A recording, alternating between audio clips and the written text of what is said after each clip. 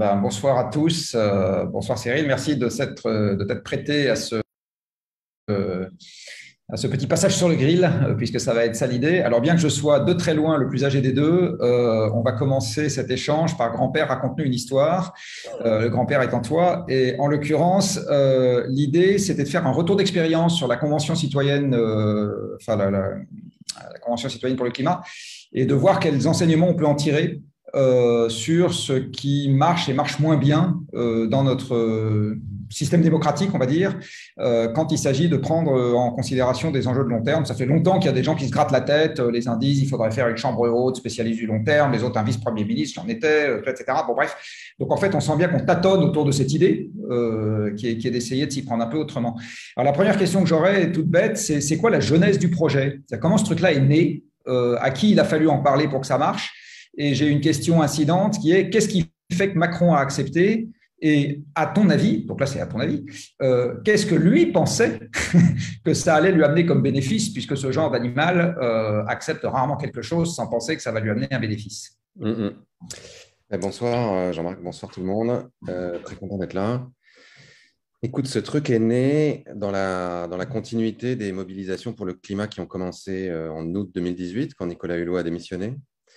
Et tu as eu une sorte de succession d'acteurs qui ont commencé à se rejoindre. Donc ça a commencé par les marches pour le climat en septembre. Ensuite, il y a eu les jeunes autour de Greta Thunberg, etc., qui ont commencé leur grève pour le climat. Puis, à peu près de façon concomitante, il y a eu le démarrage de Extinction Rebellion à Londres et quasiment le même week-end, le démarrage des Gilets jaunes en France. Et moi, j'ai fait partie des personnes qui ont essayé de faire se rejoindre ces différentes marches, ces différents mouvements de contestation. Donc, j'avais écrit une tribune dans l'IB au début décembre 2018 pour appeler les Gilets jaunes à marcher avec nous en disant que finalement, le problème qui était la source à la fois du déséquilibre climatique et des inégalités se trouvait certainement dans un modèle économique qui considérait que le monde était un vaste gisement de ressources et que les humains étaient des variables d'ajustement et pas, voilà, et pas du vivant avec lequel on a des égards ajustés, comme dirait Baptiste Morisot.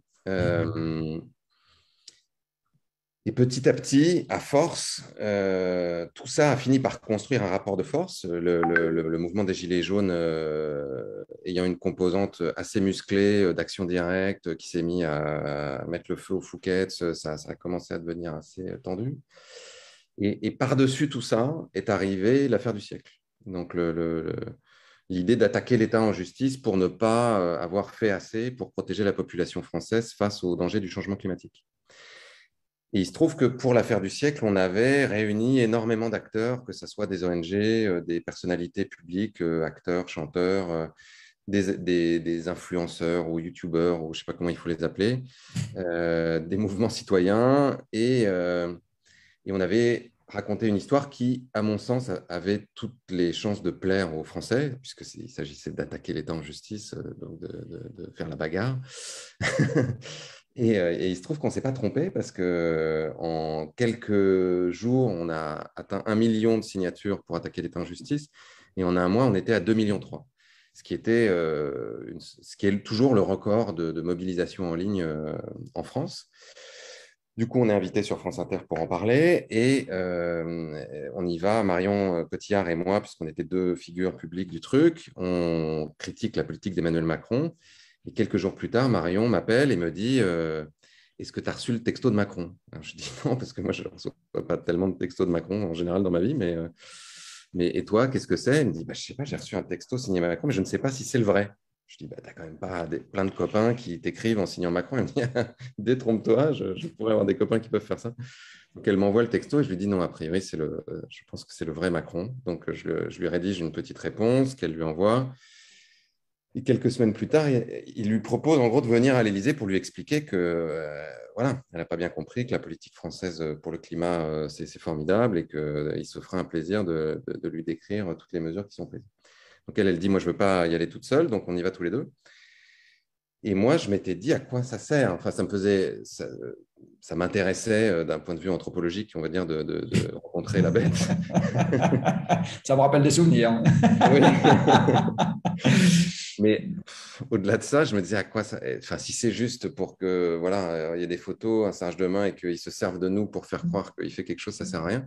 Donc, on a exigé que la rencontre soit privée. Ils ont essayé de nous la faire à l'envers juste avant et puis on a menacé de ne pas venir. Puis finalement, donc c'est resté privé. Et j'avais construit. Pardon, juste un élément de compréhension. Privé, ça veut dire sans communiqué de presse, sans conseiller Oui. ou... Non, ça veut dire que ce n'est pas inscrit à l'agenda D'accord, ok. officiel. Ok, Et donc qu'il n'y a pas de photos et donc qu'il n'y a pas de communication publique qui est d'accord, faite ok. autour de la rencontre. C'est Ok. totalement officieux. Et pendant la rencontre, il démarre comme il fait, c'est-à-dire, bon, il serre la main avec le sourire jusqu'aux dents, il fait de petites références, de petites allusions à quand on s'était vu la fois d'avant au Salon du Livre pour créer un truc de familiarité. Et il commence par dire, bon, j'ai quelques idées sur les territoires et tout ça. Et je dis, bon, si ça ne vous ennuie pas, est-ce qu'on peut prendre 5-10 minutes pour faire une sorte de point de la situation, pour qu'on se dise où on en est et qu'on essaie de parler sur un terrain commun. Parce que là, si c'est juste pour parler des quelques idées qu'on a sur les territoires, je crois on n'est pas du tout à la hauteur du sujet. Et il me dit, oui, oui, bien sûr, très bien. Et finalement, en fait, j'ai parlé 45 minutes sans m'arrêter, quasiment. Et j'avais préparé toute une sorte d'argumentaire. Donc, d'abord, je lui avais apporté les dernières études qui montraient l'accélération du processus et le fait que, voilà, on allait vers une trajectoire de au moins 3-4. Je lui avais apporté des rapports qui avaient été produits, notamment l'ONU qui, dans son rapport soutenabilité, avait commandé un rapport à un cabinet finlandais pour demander si le capitalisme était en mesure de nous sortir de là ou pas. Et le cabinet finlandais avait dit non, a priori pas dans les temps impartis, parce que d'ici 2030, enfin, les impératifs de rentabilité financière sont trop à court terme et c'est pas compatible avec les activités qu'on aurait besoin de développer qui, elles, sont pas forcément directement rémunératrices, en tout cas pas à ce point-là. Je lui avais apporté le rapport de BL Evolution là, qui avait essayé de traduire l'objectif de 1,5 degré pour voir ce que ça donnerait dans des mesures prises par le gouvernement français. Et évidemment, il y avait des trucs du style réduire de 50% le nombre de voitures en circulation, faire une tombola pour savoir qui peut prendre l'avion, passer de 90 kilos de viande à 25. Et donc, après avoir empilé ça, je lui dis, on est bien d'accord que ça, vous ne le ferez jamais. Vous ne le ferez pas, c'est sûr. Et puis, vous ne le ferez pas en plus parce que ça se trouve, vous auriez la moitié de la France dans la rue. Enfin, si vous dites demain, il faut qu'on ait 2 fois moins de voitures. Et il me dit, ah oui, bah oui, on est d'accord, je ne le ferai pas. Je lui dis, donc, je pense que la seule solution pour y arriver, puisque vous ne le ferez pas, que vous avez des forces économiques qui, en plus, font pression sur vous, que vous avez l'inertie de votre administration, c'est de remettre la chose entre les mains des Français. C'est-à-dire de tirer des gens au sort, de leur proposer de se saisir du sujet, d'être alimentés par des experts qui leur expliquent tous les tenants et les aboutissants, de les faire délibérer à ciel ouvert pour que tout le monde puisse suivre l'état de leur réflexion et qu'ensuite, le fruit de leur délibération et leur proposition soient soumises à référendum. Et donc moi, Tu avais déjà participé à une conférence des citoyens ou jamais? en fait, j'avais été filmer ce qui s'était passé en Islande au moment où il y avait eu D'accord. le crack en 2009-10 et où ils avaient réécrit la Constitution, ils avaient élu un petit D'accord. panel de citoyens pour... bon. Tout ce processus avait été d'ailleurs D'accord. jusqu'au bout. Le seul problème étant qu'il y avait un référendum consultatif pour valider la nouvelle Constitution qui n'était que consultatif. Et les conservateurs qui étaient au pouvoir ont décidé de le laisser consultatif. Et puis, je connaissais bien l'exemple irlandais qui avait utilisé des conventions citoyennes pour travailler sur le droit à l'avortement et le mariage pour tous, qui étaient 2 points durs dans la société irlandaise très catholique, et qui avait réussi à faire évoluer ces 2 points grâce à des conventions citoyennes qui avaient été suivies de référendums. Et puis, j'avais beaucoup échangé avec David Van Reybrouck, qui a écrit un livre passionnant qui s'appelle Contre les élections, où il fait une sorte de voyage pour regarder quelles sont les innovations démocratiques les plus intéressantes un peu partout dans le monde. Et donc, cette idée-là que je lui proposais, on l'avait déjà mise dans la presse avec un collectif qui s'appelle les Gilets citoyens le 30 janvier en disant le grand débat, ça ne nous paraît pas être l'innovation démocratique du siècle parce que c'est Emmanuel Macron qui va parler pendant des heures à des gens dans les villes. Ça, Donc, je connais un peu parce que j'ai participé à ce genre d'exercice, donc je vois très bien les limites. oui, exactement. Et donc là, l'idée, c'était vraiment de lui dire, et j'ai été très insistant, et il m'a fait reformuler, etc. Il m'a dit, ce que vous me dites, c'est que les citoyens produisent des choses et directement, je les passe au référendum sans les modifier. Je lui dis, oui, c'est ça. Il m'a dit, d'accord, ok, j'ai pigé, bon. Et ensuite, il nous a dit, bon, donnez-moi 8 jours pour voir si on y arrive. En fait, les 10 jours sont devenus 2 mois. Et puis, bon, finalement, c'est lui qui a remis le truc sur le tapis, a priori contre l'avis de son administration, et qui a décidé de le faire. Je pense que le bénéfice qu'il pensait en tirer, c'était, et c'est un peu ce que j'avais aussi vendu, hein, c'est-à-dire que je lui ai fait miroiter le fait qu'il avait une occasion historique d'être un vrai leader qui rentre dans l'histoire, qui fait quelque chose à la fois sur le plan climatique et démocratique qui n'a jamais été fait dans aucun endroit du monde. Et donc, bon, ce genre de personnage aime bien aussi ce type de perspective, de faire quelque chose qui rentre dans l'histoire.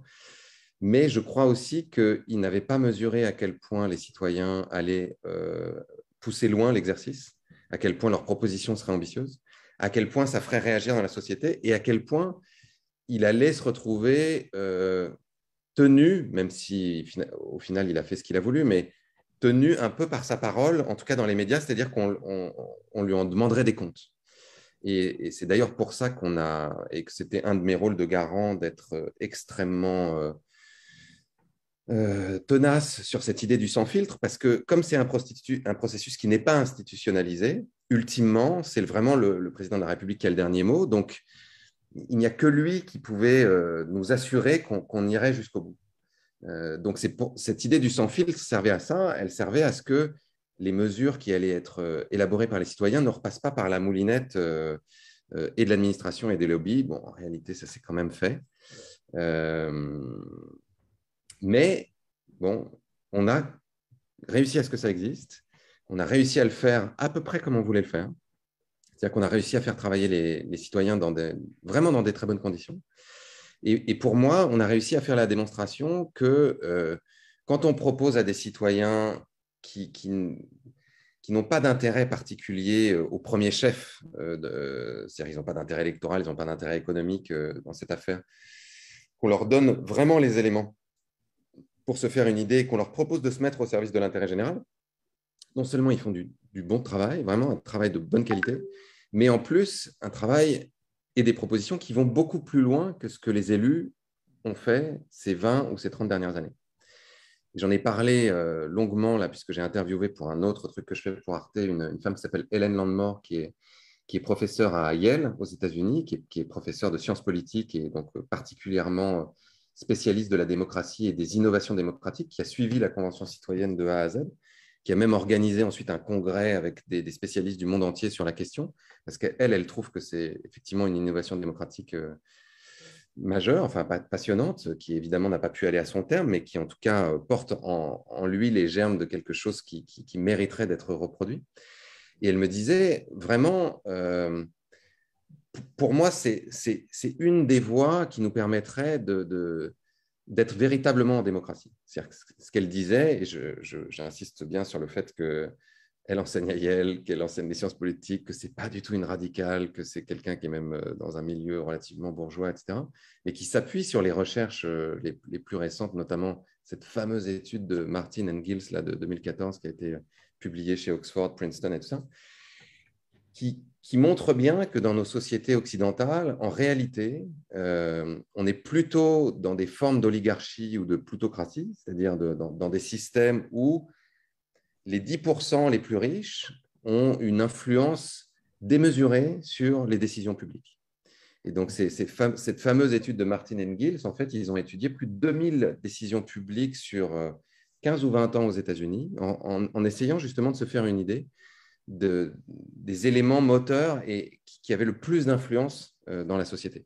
Et pour eux, c'était absolument sans équivoque, c'est-à-dire que pour 80% des décisions publiques, c'était majoritairement l'élite économique, les plus grandes entreprises ou les personnes qui ont la surface financière la plus importante qui ont influencé ces décisions-là. La population elle-même est relativement réduite à voter tous les 5 ans, tous les 6 ans, tous les 4 ans aux États-Unis. Et dans l'intervalle, a relativement peu de poids, a relativement peu d'initiatives pour pouvoir ou proposer des lois ou des avancées, ou s'opposer à un certain nombre de dispositions. Aller dans la rue, faire des pétitions, mais tout ça, on voit bien que ça a de moins en moins d'impact. Et donc là, quand je parlais avec elle, et je finirai avec ça, ce qui était très intéressant, c'est que je lui posais la question, en tant que spécialiste de la démocratie, pour toi, qu'est-ce qui pose problème par rapport à la question, à la question climatique? C'est-à-dire pourquoi nos démocraties n'arrivent pas à gérer la question climatique de façon beaucoup plus puissante? Et elle me dit, le problème, c'est que nous ne vivons pas vraiment dans des démocraties. C'est-à-dire que le pouvoir du peuple par le peuple pour le peuple, ce n'est pas vraiment ça pour le moment. Et donc, on se heurte effectivement à des intérêts économiques qui n'ont pas forcément, à court terme en tout cas, envie que des modifications aussi radicales aient lieu. Et c'est clairement ce qui nous est arrivé avec la Convention citoyenne. Alors, j'ai quand même une question. Le pouvoir par le peuple et pour le peuple, est-ce qu'il s'exercerait exactement de la même manière si on avait affaire à un peuple qui n'était pas passé par deux cases, qui sont d'une part la formation et d'autre part, quelque part, l'obligation et même l'acceptation, puisque je crois que ceux qui voulaient refuser pouvaient refuser. Donc, en fait, j'ai envie de dire les plus mauvaises têtes ou peut-être les plus hostiles, je ne sais pas. Il y en a quand même une partie qui ne sont pas, alors pas majoritaires, mais qui n'étaient pas dans le dispositif. Donc, en fait, ça, c'était une question que j'avais, enfin, bon, petit avis, mais j'ai quand même la question. Est-ce que dans les éléments très structurants de ce genre de processus, il n'y a pas, d'une part, la formation, donc le fait de réaliser ce qui se passe, et donc il y a une carence médiatique aussi que ce genre de dispositif comble, il n'y a pas juste une carence institutionnelle, et d'autre part, le fait de devoir travailler de manière collective dans un contexte dans lequel les gens l'acceptent. Et du coup, on ne se retrouve pas seul face à l'angoisse et pas seul face aux défis, et ça libère quand même de l'audace et de l'envie de faire que les gens n'ont pas quand ils sont seuls dans leur coin, ou que les cercles sociaux dans lesquels ils se sont inscrits sont des cercles qui n'ont rien à voir avec le problème à traiter. Donc, est-ce que ces deux éléments-là sont quand même pas deux éléments qui jouent de manière très, très forte et qui ne sont pas deux éléments qui expliquent notamment comment est-ce qu'une bande de Français ordinaires se transforme en écolos militants qui vont jusqu'à faire peur au président, quelque part. Oui, si, complètement. Et d'ailleurs, dans tous les éléments qui permettraient d'aller vers une démocratie plus ouverte, c'est-à-dire une démocratie où les citoyens ont beaucoup plus d'initiatives, il est clair qu'il y a des processus d'apprentissage et la démocratie, ça s'apprend. C'est-à-dire qu'on ne passe pas de « je vote tous les 5 ans et je ne m'en occupe pas, sauf pour aller manifester ou faire des pétitions » à « je m'implique sans un certain nombre d'étapes ». Et il est clair que moi, je pense que ce qui fonctionnerait bien, c'est une sorte d'hybridation entre ce qu'on a fait avec la Convention citoyenne et ce qu'on peut connaître en Suisse. C'est que des citoyens puissent avoir l'initiative de mettre un sujet sur le tapis, donc ce qu'on appelle référendum d'initiative citoyenne ou votation en Suisse, oui. Voilà, votation en Suisse ou l'initiative européenne qui existe aussi. Donc, il faut déterminer quel est le pourcentage du corps électoral qui doit se mobiliser pour pouvoir obliger le Parlement à se saisir et le gouvernement à se saisir d'un sujet. Ensuite, ce sujet, pour moi, devrait être examiné par des personnes tirées au sort qu'on va former, effectivement. Donc, ils vont avoir un temps de formation et je pense que ça pourrait même être encore plus élaboré que ce qu'on a fait pour la Convention citoyenne, où on a été très vite sur un sujet qui, en plus, est très complexe, avec vraiment énormément de dimensions et qui aurait mérité d'être approfondi et d'avoir un temps de digestion beaucoup plus important.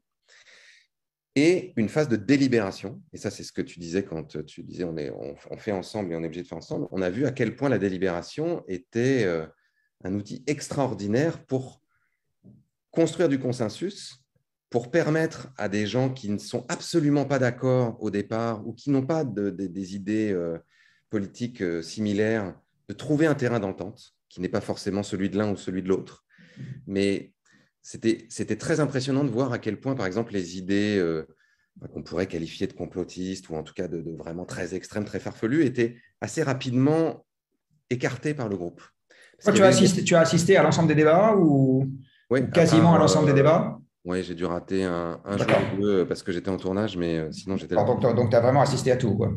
Et c'était très impressionnant de voir ça, de voir qu'il y avait une espèce d'équilibre qui se faisait dans le groupe parce qu'il y en a toujours un qui a un peu plus d'expertise sur un sujet, un autre qui va pouvoir dire, non mais attendez, si on prend telle mesure, moi, par exemple, dans ma vie, ça ne marche pas du tout, ça. Et un autre va pouvoir surenchérir. Et donc, ça finit par construire une sorte de terrain commun.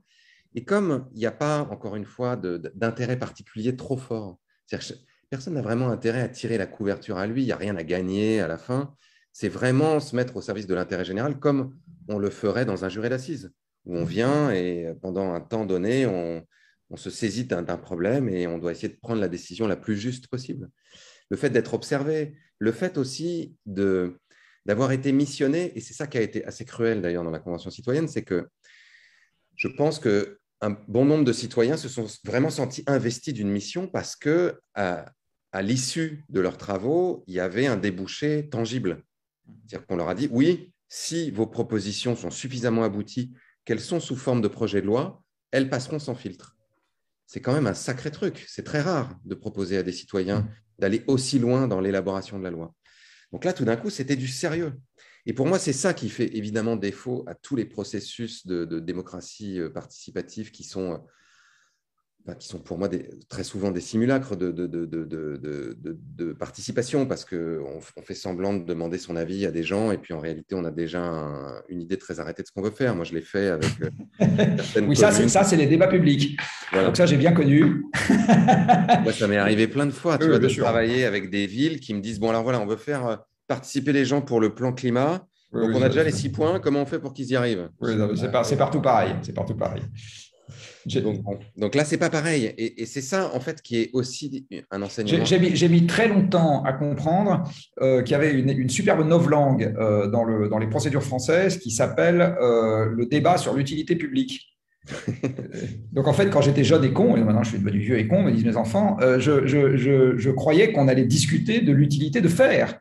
Et en fait, c'est pas du tout de ça dont on discute dans les débats d'utilité publique. C'est de la manière de rajouter 3 amendements à un truc qu'on a décidé de faire. Exactement.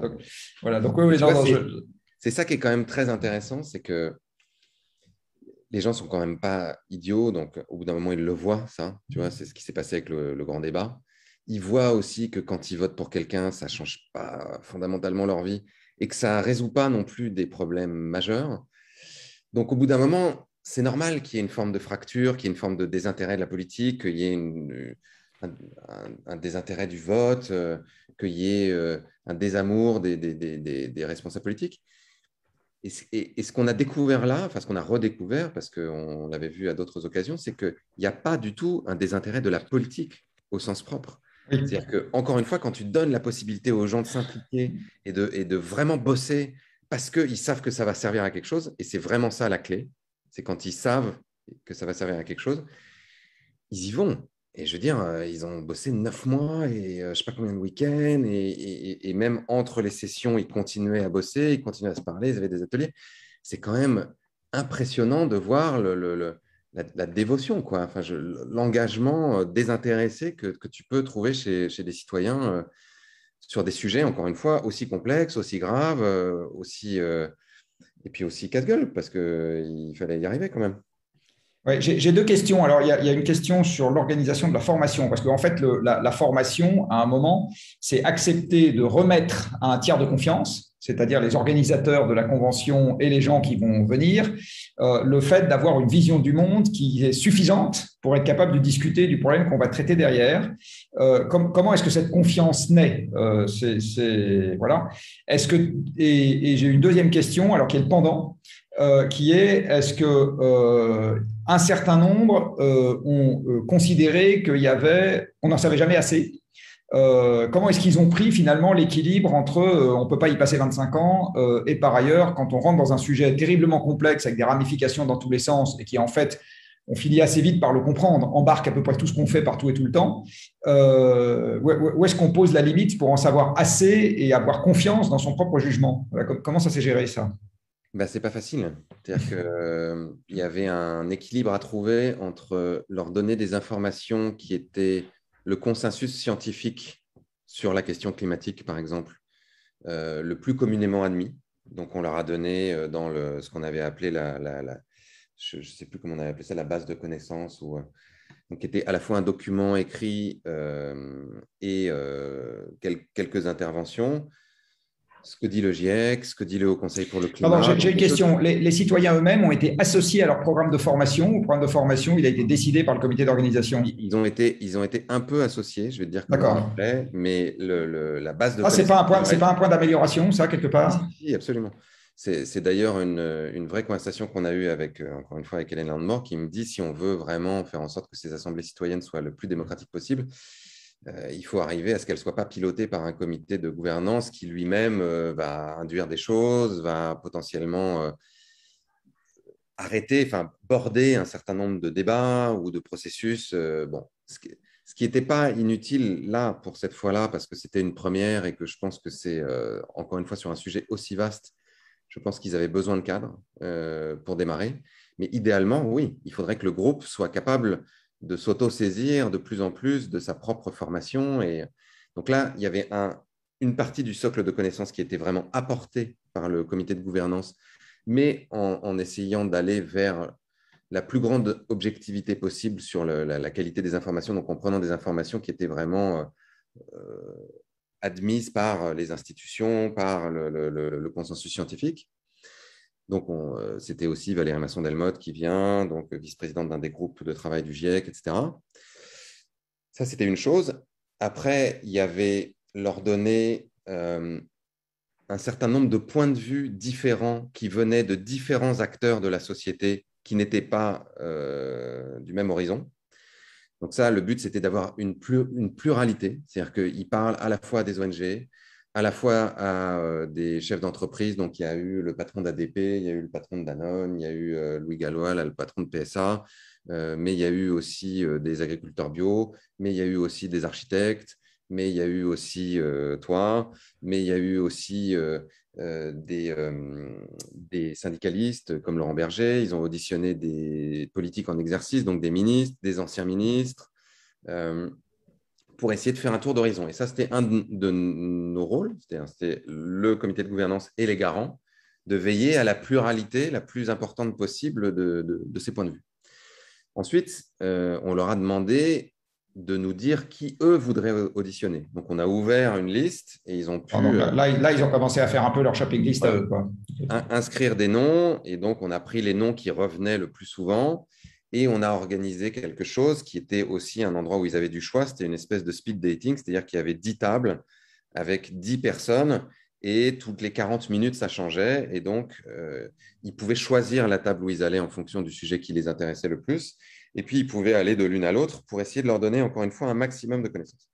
Clairement, leur ressenti, c'est que ça allait vite, qu'il y avait énormément de choses à avaler, que parfois c'était indigeste, que c'était trop, et que ils ont eu des moments de découragement quoi, en se disant mais c'est trop là, c'est trop, on n'y arrivera pas, comment on va faire pour intégrer tout ça? Et puis, ce qui a fini par les aider à métaboliser, une fois encore, c'est le groupe. C'est-à-dire que en s'en parlant, en acceptant aussi que ils n'avaient pas tout retenu, mais que c'est pas grave parce qu'il y en avait d'autres qui étaient un peu plus forts sur tel ou tel sujet, qu'il y avait aussi des bases écrites, qu'ils pouvaient retourner voir des vidéos. Bon, ils ont accepté en fait de faire avec ce qu'ils pouvaient. Et puis ils avaient un autre soutien, on va dire, qui était le groupe d'appui, donc qui était avec des experts que là aussi on a essayé de prendre dans des structures qui étaient reconnus par tout le monde et qui étaient les plus objectifs possibles et les plus spécialistes possibles de leur domaine, qui étaient là pour les aider quand ils prenaient leurs mesures, pour leur dire, bon, il y a déjà ça qui existe. Si vous faites ça, ça va avoir tel impact. Si vous faites ça, ça pourrait en avoir peut-être un peu moins. Donc, réfléchissons bien aussi avec ces données-là. Et donc, ce qui là n'était pas facile, c'est que pour un sujet si complexe qui allait si vite, le poids de ce groupe d'appui était très important. C'est-à-dire Évidemment. que la proposition qui était faite par le groupe d'appui avait tendance à être un peu pas adoptée, mais en tout cas servir de base de façon très rapide aux citoyens parce qu'ils ne sont pas spécialistes du domaine. Oui, oui, c'est le dialogue classique entre le citoyen et l'expert. C'est-à-dire que Ouais, l'expert, il a quand même, enfin, l'expert, quand il est investi de la confiance, et là, il arrive dans un cadre investi de la confiance, il a nécessairement un avantage pour faire valoir son point de vue. C'est exactement. difficile d'y échapper. Et donc là, c'était un de nos jobs, et particulièrement nous, les garants, de tout le temps redire aux citoyens, attention, ça c'est un point de vue, c'est une proposition. Ensuite, vous en faites ce que vous voulez. Vous n'êtes pas du tout obligé de suivre cette ligne-là. Vous pouvez faire autrement. Et donc, ça les a aidés, effectivement, à des moments à s'affranchir de ce que, le groupe d'appui leur proposait. Et puis, ça a aussi fait que le groupe d'appui restait très à distance. Et pour le coup, ils ont quand même été vraiment super parce qu'ils leur ont toujours donné les informations en disant, je vous donne l'information technique, maintenant, je fais gaffe de prendre 2 pas de recul. Et s'ils ne le faisaient pas, on leur tombait quand même sur le rap. Donc, ce n'était pas parfait, mais c'était quand même plutôt réussi et plutôt sincère, en tout cas, dans le travail que chacun a pu faire.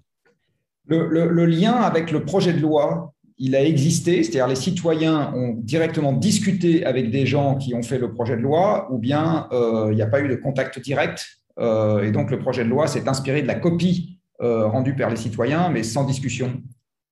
Si, il y a un certain nombre de citoyens qui ont été conviés par le ministère de la Transition écologique, particulièrement à faire des débats avec les entreprises concernées, etc. Et puis, ils ont été auditionnés par le Sénat et l'Assemblée, enfin, certains d'entre eux. Mais ça, j'ai envie de te dire, c'était pas dans le contrat. C'est-à-dire que Oui, bien sûr. théoriquement, non mais et c'était même un problème. C'est-à-dire que théoriquement, les citoyens avaient déjà discuté avec tous ces gens, ou en tout cas une partie d'entre eux. À partir de ces discussions, avaient fait des propositions et ces propositions étaient suffisamment bien formulées pour pouvoir aller directement à l'Assemblée ou au référendum. Donc, être tranchées en gros par la représentation populaire ou par le peuple français directement. Faire ce qui a été fait, c'est-à-dire les remettre dans le chaudron, et très souvent, ils se sont retrouvés en minorité face à un certain nombre de patrons d'entreprise qui leur disaient non mais c'est n'importe quoi votre truc, c'est inapplicable, ça va créer tant de chômeurs. Ça les a mis dans une position extrêmement inconfortable. En plus, souvent, ils étaient un petit groupe séparé du reste des 150. Or, les décisions avaient été prises par les 150. Donc, de toute façon, ils ne pouvaient pas revenir dessus. Je veux dire, le vote avait déjà été fait et ils n'avaient pas de légitimité pour revenir dessus. Et donc, ça a été une façon de leur faire un peu avaler la pilule du détricotage d'un certain nombre de leurs propositions par l'influence des intérêts privés et arriver à ce projet de loi qui est effectivement inspiré de leurs 149 propositions, mais qui en a écarté une bonne partie, qui en a minimisé la plus grande partie, et qui du coup a un impact infiniment moindre que ce qui était leur travail initial. J'ai deux questions. La première, c'est est-ce que sur les 149 propositions, ils étaient convaincus que c'était la chose à faire ou ils étaient convaincus que c'était une proposition à discuter? Je ne pense pas qu'ils étaient convaincus que c'était la seule chose à faire, hein. En revanche, ils ont vraiment essayé de construire un projet qui se tenait. C'est-à-dire qu'ils avaient 6 groupes de travail qui étaient sur les sujets majeurs des différents tenants et aboutissants du problème climatique. Et ils ont vraiment réfléchi les choses de façon transversale pour qu'elles se répondent. Et ils ont voulu faire en sorte que tout ça fasse un ensemble cohérent, qui était vraiment pensé pour être une transformation de société. Et donc, ils étaient tout à fait prêts à soumettre ça. C'est-à-dire qu'ils étaient tout à fait prêts à ce que les députés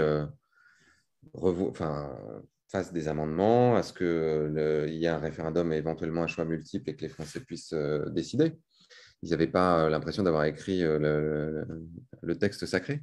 Mais en revanche, ils avaient l'impression que tout ça se tenait et que ce n'était pas non plus le supermarché, quoi. C'était pas à la carte. C'est parce qu'une des questions moi, que je me suis posée, c'est de savoir si Macron s'est pas mis dans un corner avec son idée de reprendre sans filtre. Dit autrement, quand des gens travaillent, il me semble que le minimum qu'on leur doit, c'est d'avoir en face des gens qui suivent l'évolution des travaux, sans nécessairement intervenir, mais qui sont capables de comprendre ce qui est en train de se passer, qui ne découvrent pas le truc juste à la fin avec soit un mouvement d'effroi, soit un applaudissement des 4 mains, et qui est justement une capacité de discussion derrière mais dans un esprit constructif. C'est-à-dire que, or là, j'imagine que lui, il n'a absolument pas suivi les travaux pendant les travaux. Je ne sais pas s'il avait un émissaire qui était chargé de le faire, enfin, ou une émissaire, ou plutôt une bande d'émissaires, parce que pour tout suivre, il faut plutôt une bande, qui était chargée de le suivre en temps réel, de telle sorte qu'à la fin, j'ai l'impression qu'il s'est retrouvé un peu comme une poule devant un couteau, quoi, qu'il avait un objet qu'il n'avait pas bien vu arriver, et donc il ne savait pas trop quoi faire. Non, mais ça, c'est sûr, hein. Et d'ailleurs, une partie de ses conseillers étaient assez affolés de cette promesse du sans-filtre, qu'ils trouvaient être une promesse exorbitante, qui de toute façon ne pouvait pas être tenue. Et c'est un problème d'ailleurs. Nous-mêmes, on a quand même beaucoup œuvré pour qu'ils prennent cet engagement-là, encore une fois, parce qu'on n'avait pas d'autre, on n'avait rien d'autre dans la main, quoi. C'était notre seul levier. Mais pour autant, le fait d'avoir promis quelque chose qu'ils ne pouvaient pas tenir, et a priori, s'il n'est pas idiot, il le savait dès le départ, c'est encore un coup de couteau dans le contrat démocratique avec les Français. C'est encore une fois de plus où on se dit, bon, ben voilà, leur parole ne vaut rien. Donc ça c'est quand même un sujet. Et quant à savoir s'il y avait des gens qui suivaient, oui, particulièrement au ministère de la Transition écologique. Mais pour autant, une fois, d'ailleurs, il y avait eu une Ophélie qui était membre du comité de gouvernance qui était dans le comité. Que je connais, oui. Pour autant, quand ils ont vu arriver les 149 propositions, ouais, ça a été un sacré. Alors, si c'était à refaire aujourd'hui, qu'est-ce que tu dirais à notre cher président en termes de moyens que l'État aurait dû mettre pour que la courroie de transmission se passe mieux? C'est-à-dire, est-ce que tu lui aurais dit, je veux voir 3 personnes de Bercy, 3 personnes du ministère de l'Agriculture, etc. Et je veux qu'ils soient dans les bicycles tous les jours là, à suivre les discussions. Enfin, qu'est-ce que tu demanderais que tu n'as pas pensé à demander à l'époque, lecture faite? En fait, une chose qu'on aurait pu faire, qui a été faite en Irlande pour la première des conventions citoyennes, c'est une sorte de mix.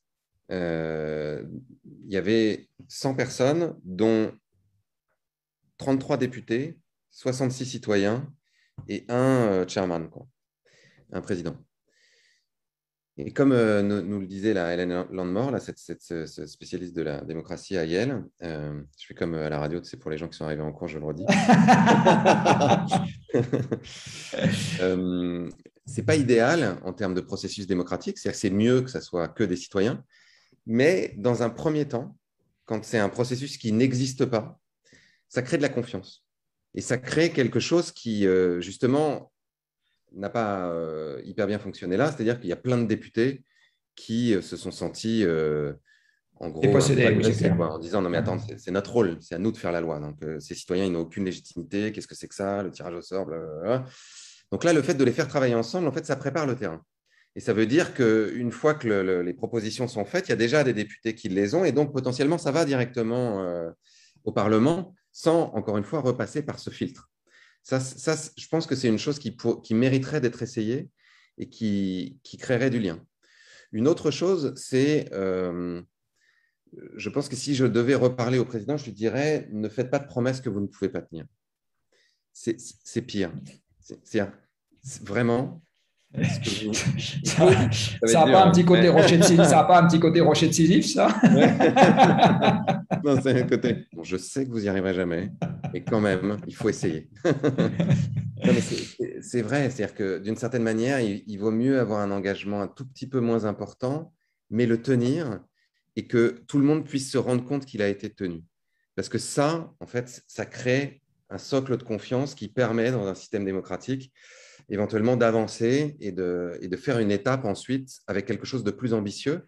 Là, c'est mi-figue, mi-raisin, parce qu'encore une fois, on a fait la démonstration de quelque chose de vraiment super, mais pour toute une partie des gens, en fait, c'est juste la manifestation de plus que les politiques sont des escrocs, qu'ils ne tiennent jamais leur parole, que de toute façon, on le savait bien. Et ce n'est pas génial. Enfin, dans un monde où le populisme a tendance à exploser et où la démocratie est de plus en plus faible, ce n'est pas super. Et du coup, la prochaine étape, c'est quoi? J'allais dire, on prend les mêmes et on recommence. Non, on prend justement surtout pas les mêmes. On en prend 100 autres tirés au sort, on les mélange avec 50 députés et on recommence. La prochaine étape, pour moi, parce que c'est un processus permanent. C'est-à-dire qu'on voit bien que d'abord, la loi qui a été votée reste partielle par rapport à l'ensemble des choses à faire. Ensuite, le nombre de gens qui ont un peu amélioré leur connaissance du problème à traiter dans la population dans son ensemble, parce que en fait, les citoyens qui sont passés par cette convention, ils ont créé un écart très fort par rapport à leurs concitoyens sur la compréhension du problème. Je prends ma batterie, j'ai presque plus de batterie. Pardon. Oui, effectivement, il ne faut pas buter sur des problèmes techniques, c'est toujours un peu désagréable. On ne sait pas le nombre de grandes théories qui ont buté sur les problèmes de câbles. Et alors, et donc, enfin bon, c'est un peu décousu dans les questions, mais donc il y en a une quand même qui est comment combler au moment où les citoyens font part de leur copie cet écart qui s'est creusé par la force des choses sur la compréhension du problème à traiter entre eux et le reste de la population qui doit être convaincu des mesures. Donc ça c'est un sujet, je ne sais pas si… Voilà. Et un deuxième sujet, c'est what next, parce que maintenant que de toute façon, le problème n'a pas été vraiment traité, c'est-à-dire qu'on a voté une loi, elle est partielle par rapport à l'ensemble des choses qu'il faudrait faire. Sur un certain nombre de mesures, elle est timide par rapport à des choses qui sont fondées et qui ont été proposées. Donc, qu'est-ce qu'on fait? On recommence jusqu'à ce que ça marche? En fait, qu'est-ce qu'on fait? Pour moi, la première des choses, c'est qu'il faudrait donner une existence institutionnelle à ce type de processus de démocratie délibérative, voire même de démocratie directe, comme je le disais. D'accord, donc ça serait plus important pour toi que de mettre à nouveau dans l'article 1er de la Constitution, je ne sais pas quoi, et de s'en remettre au juge en disant, avec un peu de chance, il interprétera ça dans le bon sens. Moi, je pense qu'il faudrait créer un RIC délibératif, quoi. C'est un référendum d'initiative citoyenne qui passe ensuite par un système délibératif. Et il me semble que ensuite la façon dont la délibération se produit, avec qui, est-ce que c'est que des citoyens tirés au sort, est-ce que c'est dans un premier temps des citoyens mélangés avec des élus, ça mérite d'être discuté. Et je pense que ça dépend des contextes, et que ça dépend des contextes, encore une fois, de confiance que les citoyens ont dans leurs élus, que les élus ont dans ce type de processus. Et on voit bien que cette confiance, elle est un peu émoussée. Donc, à mon avis, ce serait une étape intéressante. Et il faudrait faire en sorte que, en fait, ce que tu appelles le gap qu'il faut combler entre les 150 et le reste de la population, théoriquement, il se comble de deux façons. La première, c'est que ces processus-là sont à ciel ouvert justement pour que tout le monde puisse s'y intéresser. Oui, mais les gens n'ont pas le temps. En pratique, les élus ont quand même été déchargés d'une partie de leurs obligations quotidiennes et mis dans un contexte dans lequel ils ont eu justement le temps, ce qui est le problème de tout le monde. Oui, mais pour autant, si par exemple, un certain nombre de gens s'y intéressaient, même si c'est une minorité, si les médias s'y intéressaient suffisamment pour faire des comptes rendus réguliers des petites pastilles de ce qui se passe, de ce qui se dit, des idées fortes qui sortent, etc., ça pourrait commencer à créer un débat. Pourquoi est-ce que ça ne s'est pas produit cette fois-là et pourquoi c'est difficile que ça se produise? Parce que la plupart des gens ont vu cet exercice comme une façon pour Macron de se défausser, de gagner du temps, de faire une pirouette, de faire un énième comité Théodule. Donc, globalement, les gens n'y croyaient pas. Ce qu'il faudrait, et c'est pour ça que c'est important d'institutionnaliser ce genre de processus, c'est que comme en Suisse, où tu sais que tu vas pouvoir éventuellement être sollicité pour une votation régulièrement, et en général, les Suisses votent 3 ou 4 fois dans l'année, si tu sais que ce genre de processus existe et qui va vraiment aller à son terme et qui va vraiment donner un référendum, potentiellement, tu t'intéresses un peu au débat, quoi. C'est-à-dire, tu te dis, ah ouais, tiens, dis donc, parce que encore une fois, tu sais que ça va servir à quelque chose. Donc ça, c'est la première phase. La deuxième phase, c'est qu'une fois que les conclusions ont été rendues, si ça fait l'objet d'une votation, d'un référendum à choix multiple, il y a une campagne. Et donc, dans cette campagne, il y a à nouveau de la discussion. Et là, il y a un rôle effectivement très important des médias, des pouvoirs publics, pour transmettre un certain nombre des connaissances qui ont été transmises aux 150. Typiquement, le socle de connaissances qui avait été fait pour les citoyens de la Convention citoyenne, il faudrait que ça soit en ligne, il faudrait que ça soit dans une vidéo hyper bien foutue, qui aurait été validée par le Haut Conseil pour le climat ou le GIEC ou je ne sais qui, pour qu'on soit sûr que c'est de suffisamment bonne qualité scientifiquement pour que ça donne les bonnes informations aux gens. Et qu'ensuite, on puisse faire voter les gens. C'est très différent de faire voter les gens dans un référendum à choix multiple.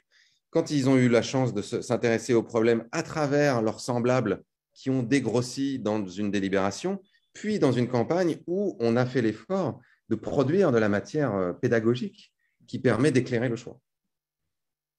Oui, alors la question des médias, est probablement un sujet, enfin une question pour laquelle je mourrais sans avoir trouvé la réponse, parce que je n'ai toujours pas compris, alors, je ne sais pas si toi tu as une idée, sur la manière dont on arrivait à faire en sorte que les médias soient un peu plus contributifs à l'éducation et un peu moins dans un jeu où je relate des anecdotes sans trop me poser. Enfin, en gros, allez, je vais être un peu méchant, je parle de de ce que je comprends et pas nécessairement de ce qui est important. Et je ne sais pas si tu as des suggestions, parce que l'adhésion de la population à un processus de cette nature, l'intérêt qu'ils trouvent dans les travaux, etc., passe par les médias qui, ainsi que leur nom l'indique, sont les seuls à pouvoir faire la médiation. Parce que les citoyens ordinaires, ils ne rentrent pas dans l'hémicycle. Vous n'avez pas eu des visites guidées où il y a 10 millions de Français qui sont passés voir ce qui se passait, quoi. Est-ce que là, tu as tiré de cette expérience aussi des idées dont tu te dis, voilà deux, trois trucs qu'on pourrait essayer pour faire en sorte que les médias je ne sais pas si je dois dire jouent un peu plus leur rôle, mais en tout cas montent un peu en gamme, allez, je vais le dire, sur la diffusion des faits. En fait, il y a deux axes. Je pense qu'il y a un axe qui est de la médiation citoyenne, c'est-à-dire qu'on voit bien aujourd'hui le rôle, parfois pour le pire, mais aussi parfois pour le meilleur, que des médiateurs que sont des youtubeurs, des influenceurs, des ce que tu veux, peuvent jouer sur leur chaîne YouTube, sur des réseaux sociaux, en vulgarisant un certain nombre de sujets, en allant regarder dans les études scientifiques, et donc là, potentiellement, en allant participer à ce genre de processus et en faisant des vidéos super bien foutues qui donnent le sel. Et là, moi, je suis assez étonné de voir l'appétit qu'il y a pour ces chaînes qui sont quand même ouais, très pédagogique, quoi. C'est pas vraiment de l'entertainment au sens propre du terme. Et là aussi, la dévotion et le plaisir qu'un certain nombre de ces youtubeurs, influenceurs, je ne sais quoi, peuvent trouver à faire cette médiation. Ils ont un vrai plaisir à faire ça et à trouver de la reconnaissance à le faire et tout ça. Donc ça, je pense que c'est quelque chose qui se développe et qui est super parce que là aussi, on reste dans un espace finalement citoyen, d'intérêt général. Ensuite, pour les médias, la grosse problématique, c'est que les médias, comme la plupart des entreprises, sont pris dans des mécaniques économiques de rentabilité. Et on voit bien aujourd'hui que ce qui est terrible, c'est que les médias aujourd'hui sont de plus en plus en ligne, de moins en moins sur papier, donc de plus en plus tributaires des réseaux sociaux pour que leurs articles fonctionnent et que leurs médias soient lus. Et les réseaux sociaux, alors pour avoir parlé à des patrons de la tech il n'y a pas si longtemps, les réseaux sociaux ont un algorithme qui favorise, aujourd'hui en gros, l'algorithme favorise les publications qui ont le plus de commentaires. Donc celles qui ont le plus de commentaires, c'est souvent celles qui sont les plus polémiques, où les gens s'engueulent, hein. Donc ce qui a tendance justement à faire monter le complotisme, ou en tout cas là encore des idées un peu farfelues. Et donc, si les médias veulent que l'algorithme des réseaux sociaux embarque leurs articles et que ça, ils ne peuvent plus compter uniquement sur la viralité organique, comme on appelait ça avant, c'est-à-dire que les gens aiment l'article et ils se le partagent, ils doivent créer du débat. Donc, être un peu putaclic, comme on dit, avoir des titres un peu chocs, être sur des sujets un peu clivants. Et ça, ce n'est pas exactement ce dont on a besoin justement pour avoir une société démocratique apaisée où potentiellement on peut se mettre tous autour d'une table, avoir une compréhension commune d'un sujet et ensuite chercher une réponse ajustée tous ensemble. C'est même le contraire. Donc aujourd'hui, les médias ont clairement tendance, pour des raisons économiques et des raisons d'algorithme, à chercher la polarisation plutôt qu'à chercher la concertation et la délibération. Ce qui n'est pas une bonne nouvelle. Non, non, et d'ailleurs, enfin, aparté, mais ce n'est pas du tout une bonne nouvelle non plus pour les élections, parce que on a tous suivi l'affaire Cambridge Analytica. À l'époque, il y avait cette journaliste du Guardian qui a suivi l'affaire pendant plus d'un an et demi, qui posait la question comment est-ce qu'on peut être sûr qu'on va être à nouveau capable d'avoir des élections libres, c'est-à-dire qui ne sont pas influencées vraiment par des sociétés privées qui sont capables de cibler les électeurs grâce à toutes les datas qui ont été collectées pour pouvoir leur faire passer des messages bien calibrés et orienter leur vote. Comment est-ce qu'on peut être sûr de ça? Et aujourd'hui, la question est de plus en plus prégnante parce que ce que faisait Cambridge Analytica, pour avoir encore une fois parlé à ces patrons de la tech dernièrement, il y a beaucoup de sociétés privées qui sont capables de faire ça, et encore mieux qu'avant. Et clairement, l'élection qui va venir en France va se jouer énormément sur les réseaux sociaux et va être énormément tributaire du réglage des algorithmes. Et donc ça, malheureusement, ce n'est pas quelque chose qui est démocratiquement contrôlable. Et par les sommes investies par les candidats pour payer des sociétés privées, justement, pour faire du micro-ciblage et influencer des électeurs. Et ça, c'est encore quelque chose qui est extrêmement opaque et qui n'est pas du tout dans le débat public. On a encore l'impression que ça se joue au débat à la télé, dans les meetings, mais ça se joue beaucoup plus maintenant sur le web que dans tous ces endroits-là. Et si on ne s'y intéresse pas, notre démocratie est encore plus en danger. D'où l'importance d'être présent. Alors, justement, je vais basculer sur une question avec les quelques minutes qui nous restent. Sur alors quelque chose qui se rapproche plus de ton milieu professionnel ordinaire.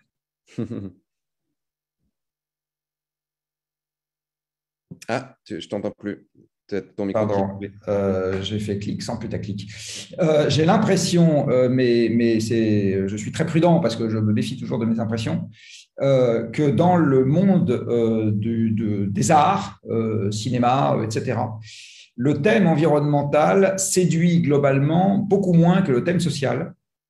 Alors, j'ai éventuellement une hypothèse, mais je ne vais sûrement pas te la livrer. J'aimerais savoir si, alors, un, tu partages ce constat, et deux, tu as une explication. Et alors, ça fait un tout petit peu le lien avec ce qu'on vient de dire, parce que c'est des personnages qui sont quand même présents dans la sphère médiatique et sur les réseaux sociaux, parmi d'autres. Alors, pour le moment, c'est vrai, oui. C'est moins vrai dans la littérature, où dans la littérature, il y a une sorte de poussée vers donc ce qu'ils appellent les cli-fi, les climate fiction aux États-Unis ou dans le monde anglo-saxon. Et même là, dans les 2-3 dernières années… Je ne parlais pas nécessairement du fond, je parlais du militantisme des individus en tant qu'individus. Tu vois, pour prendre un exemple, tu prends à l'époque où ça passait un plateau de Qui veut gagner des millions spécial association et défilait tout un tas d'associations pour l'éducation des gens défavorisés, les handicapés, je ne sais pas quoi. La cause environnementale était très peu représentée et dans les gens qui s'expriment sur ce qu'il faudrait changer dans le monde, c'est quand même beaucoup plus fréquent d'avoir des gens dans le monde du spectacle qui s'expriment sur la misère sociale. Donc, je ne suis pas en train de faire un jugement de valeur en disant c'est mieux, c'est moins bien. Je constate. Et la question était, est-ce que tu as une explication à ça ? Moi, je t'avoue que je trouve que c'est de plus en plus quand même. C'est-à-dire que moi, je vois de plus en plus d'artistes. Là, tu vois, je suis en train de faire un podcast avec plein d'acteurs français qui s'appelle Animalia, sur l'extinction des espèces, où tu as Guillaume Gallienne, Isabelle Adjani, François Civil. Ça m'arrive régulièrement donc, de faire des trucs avec Marion Cotillard, avec Juliette Binoche. Là, il y a eu cette sélection au Festival de Cannes, Cinéma pour le climat, où il y avait Aïssa Maïga qui avait fait un film, où il y avait Lou Garrel. Donc, ça vient. Ça a mis du temps à venir. Et là, clairement, ça vient. C'est pareil, il était question que j'organise un grand concert avec France 2. Donc, les artistes de la musique étaient tous prêts à venir aussi. Enfin, ça y est, ils comprennent que c'est l'enjeu du siècle et qu'il va falloir en parler. Et ça a été long, et moi j'avais mal compris ta question, mais c'est aussi quelque chose d'intéressant, c'est que pendant longtemps, les scénaristes, les réalisateurs ne se sont absolument pas saisis du sujet et ne savaient pas comment raconter des histoires là-dessus. Donc il y a eu quelques films, il y a eu Le jour d'après, de blockbuster, film catastrophe, il y a eu Avatar avec une tentative justement d'avoir la question écologique un peu en creux, etc. Mais sinon, très peu de choses, comme s'ils ne savaient pas par où l'attraper, qu'ils avaient peur d'être moralisateurs, qu'ils avaient peur de faire des trucs à thèse. Et là aussi, c'est en train de venir, et c'est ce que je disais tout à l'heure, c'est en train de venir plus par la littérature, où il commence à y avoir beaucoup de romans qui se saisissent du sujet, et donc mécaniquement le cinéma, puisque le cinéma va beaucoup piocher dans les livres. Donc non, moi je vois un vrai basculement depuis… 2-3 ans, quoi. Et bon, comme dans le reste de la société. D'accord. Donc, parce que moi, j'avais une hypothèse, alors un peu taquine, mais qui était de dire le monde du spectacle est quand même un monde, tout le monde connaît l'expression la vie de jet-setter, hein, où quand on a réussi, en fait, ça va avec une aisance matérielle, j'ai envie de dire, ostentatoire. On roule dans des grosses bagnoles, on prend un jet privé, on se baigne dans du champagne, je ne sais pas quoi encore, et qu'il est compliqué de marier avec un discours public invitant à la modération, parce que la préservation de l'environnement, il y a quand même une grosse composante modération et sobriété dans le discours public qu'on doit tenir. Est-ce que c'est une des causes, ça, selon toi, ou pas Ça, tant? ça, ça existe chez un certain nombre, effectivement, d'artistes qui disent non, mais moi, j'ai pas de leçon à donner, ou là là, et qui ont peur, effectivement, de se faire attaquer là-dessus. Et ça existe beaucoup chez des influenceurs et des youtubeurs. C'est-à-dire des gens suivis par des millions de gens qui font du placement de produits et qui sont réticents parce qu'ils se disent je vais me faire hyper clasher sur les réseaux sociaux parce que moi, je ne peux pas trop l'ouvrir, quoi. Et donc, il a fallu aussi, il a fallu aller en chercher quelques-uns en disant, mais dites-le, enfin, dites-le, moi-même, j'y arrive pas, et moi-même, j'y suis pas du tout, mais je vois bien qu'il faut qu'on y aille, quoi. Et moi, le premier, et donc, il y en a qui le font, mais qui s'en prennent plein la figure quand même, hein. Je sais que Marion Cotillard, elle s'en prend régulièrement dès qu'on la voit dans une pub Dior dans un aéroport et qu'elle a pris l'avion pour aller je ne sais où, etc. Moi aussi, hein, ceci dit. Moi, on vient me dire ah, mais comment vous avez fait pour faire votre film? Vous y êtes allé en trottinette? Ah, mais vous avez pris l'avion? Vous êtes un hypocrite? Tout ça. De toute façon, tu t'en prends toujours. Il faut faire comme Greta. Ouais. Mais ça, c'est plus long pour les films. Ça prend plusieurs années. Ah oui, ça c'est clair. Bah, c'est plus long pour tout. Ouais. C'est clair que c'est une des difficultés de la transformation du monde qui nous attend. C'est qu'en fait, l'énergie, c'est une drogue dure, hein. Ça nous a grisé, ça nous a grisé, ça nous a donné la vitesse, ça nous a tout donné. Et c'est clair que de faire avec 100, enfin de faire avec moins ou beaucoup moins, c'est à un moment, on va devoir, je ne sais pas si je dois dire Bah, renoncer, mais il y a quelque chose de ça. je suis Et allé c'est- cet été à Venise en voiture électrique. Je peux te dire que c'était pas comme y aller en avion. C'était un autre périple. Oui, mais tu as vu plus de paysages. J'ai vu plus de paysages. Et puis maintenant, le réseau de bornes de recharge n'a plus de secret pour moi. Moi, je suis allé à Stockholm en train et j'en garde un excellent souvenir. Oui, oui, moi aussi, j'ai été faire j'ai Le été déplacement devient le voir un voyage, quoi. train, ouais. Enfin, voilà. Bon, et que les souvenirs d'anciens combattants seront peut-être pour un autre jour, puisque telle la SNCF, nous devions partir à l'heure et nous allons arriver à l'heure. Merci énormément de t'être prêté à ce petit exercice. Ben, merci Euh, beaucoup, c'était très j'espère, agréable comme conversation. j'espère que les gens qui nous ont regardés ont appris quelque chose. En tout cas, moi, j'ai appris un certain nombre de trucs, donc je suis au moins content pour ça. J'ai appris des trucs, alors là, je suis fier, tu as fait ma soirée. On prend tout âge. Voilà, eh bien, nous allons remettre, non pas notre mandat en jeu, mais notre parole à Madame Loyal, puisque je crois que c'est à Emma qu'il revient de prononcer les mots de conclusion. Oui, mesdames loyales, puisque je pense que Magali va me rejoindre. Ah bon, pardon. Merci beaucoup à tous les deux pour ces échanges absolument passionnants.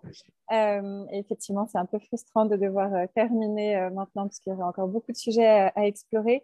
En tout cas, sachez que vous avez été plus de 1600 entre Zoom et Facebook à nous suivre en live et que cette vidéo sera mise en ligne donc, sur les chaînes YouTube du Shift Project et d'On est prêt. Alors, effectivement, on a parlé beaucoup de mobilisation citoyenne et de rouage de la démocratie, mais nous, côté Shift, on continue à travailler aussi sur le fond, sur les mesures, sur ce qui doit être mis en place, notamment pour le prochain quinquennat. Et donc, dans les semaines à venir, dans les mois à venir, on a un certain nombre de publications, de rapports sectoriels, notamment le rapport de la culture, tout début décembre, pour justement présenter les priorités pour décarboner la société. Et on a un live, un webinaire dès demain soir, à 18h, même endroit sur Facebook, et ce sera un autre lien Zoom, pour la résilience des territoires. Donc, quelles sont les actions à mettre en œuvre au niveau local, à retrouver demain soir. Et Magali, côté On est prêt, vous avez aussi de belles actualités, je crois. Oui, et ben dans la foulée du live du chiffre de demain à 18h, on en a aussi un à 19h avec Paloma Moritz, qui est notre rédac chef et qui est aussi responsable du pôle écologie chez Blast, avec Gilles Boeuf, qui est ancien directeur du Muséum d'histoire naturelle, Gilles Moine, le directeur du Centre Athénas, et Adélaïde Charlier. L'objectif, ça va être de parler de notre nouvelle campagne qui s'appelle Zone Sauvage, devenez gardien de la nature, et qui a, comme je le disais en début de séance, objectif à faire vraiment monter ce sujet de la biodiversité au même au même niveau que celui du climat. Donc, vraiment faire comprendre les enjeux de la 6e extinction de masse. Le deuxième enjeu, c'est d'émerveiller sur le vivant autour de soi. Et en fait, pour ça, on a gamifié un peu les choses en proposant un test animal totem et des actions pour protéger son animal totem parmi 13 animaux en voie de disparition en France.